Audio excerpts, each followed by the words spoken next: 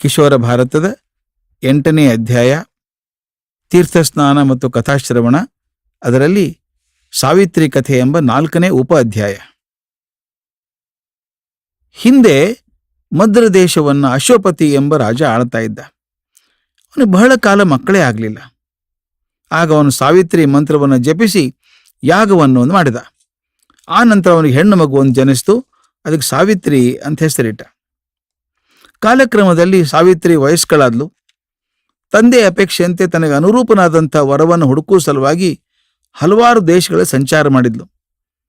ಕೊನೆಗೆ ಅರಣ್ಯವೊಂದರಲ್ಲಿ ತನ್ನ ಮುದಿ ತಂದೆ ತಾಯಿಗಳ ಸೇವೆ ಮಾಡುತ್ತಿದ್ದಂಥ ಸತ್ಯವಾನ ಎಂಬ ಯುವಕನನ್ನ ಮೆಚ್ಚಿದ್ಲು. ತಂದೆ ಬಳಿಗೆ ಬಂದು ತನ್ನ ಆಯ್ಕೆಯನ್ನು ತಿಳಿಸಿದ್ಲು.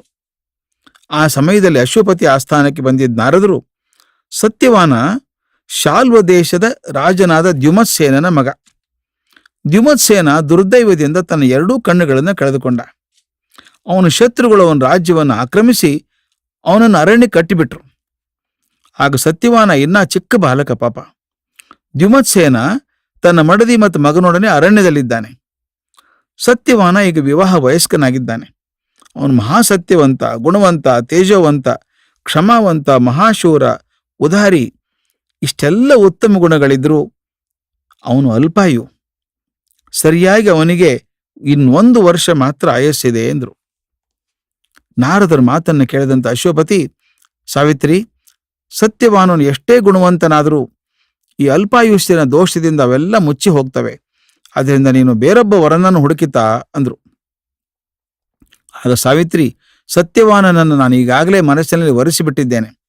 ಅವನು ಅಲ್ಪಾಯು ಆಗಲಿ ದೀರ್ಘಾಯು ಆಗಲಿ, ನಾನು ಅವನನ್ನೇ ಮದುವೆ ಆಗ್ತೇನೆ ಅಂದುಬಿಟ್ಲು.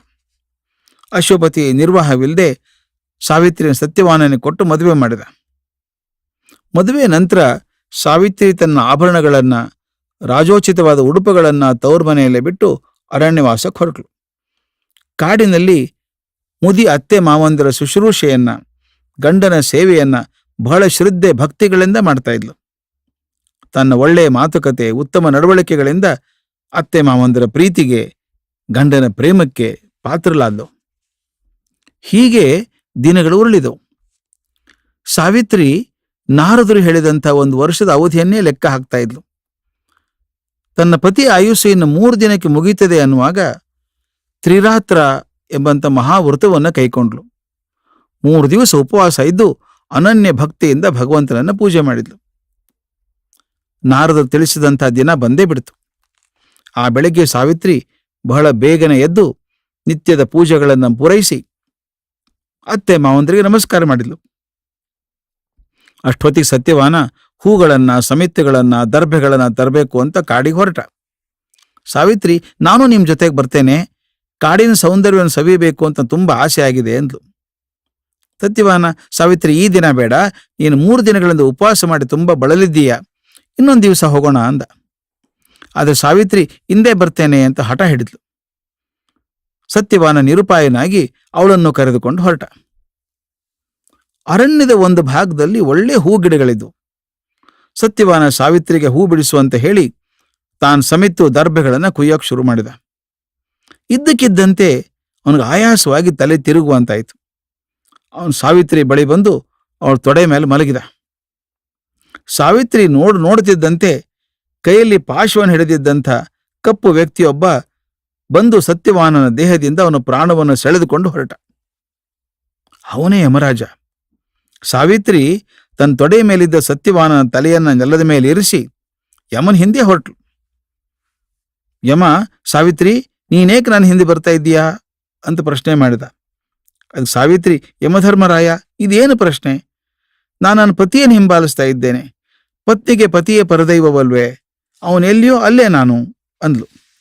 ಯಮ ಸುಮ್ಮನಾಗಿ ಮುಂದೆ ಹೆಜ್ಜೆ ಹಾಕಿದ. ಸಾವಿತ್ರಿ ಅವನು ಹಿಂಬಾಲಿಸಿದ್ಲು.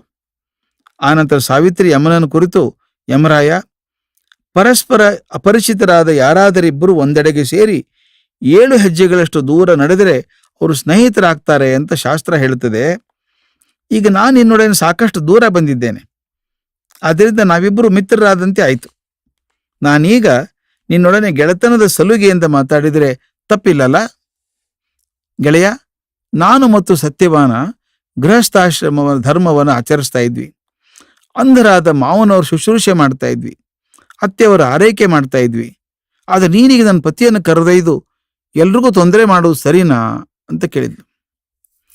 ಯಮಧರ್ಮ ಸಾವಿತ್ರಿಯ ಧರ್ಮಯುಕ್ತವಾದಂತಹ ಮಾತುಗಳನ್ನು ಕೇಳಿ ಸಂತೋಷಪಟ್ಟು, ಸಾವಿತ್ರಿ, ಸತ್ಯವಾನನ ಪ್ರಾಣವೊಂದನ್ನು ಬಿಟ್ಟು ಯಾವುದಾದ್ರೂ ವರ ಕೇಳು, ಕೊಡ್ತೇನೆ ಎಂದ.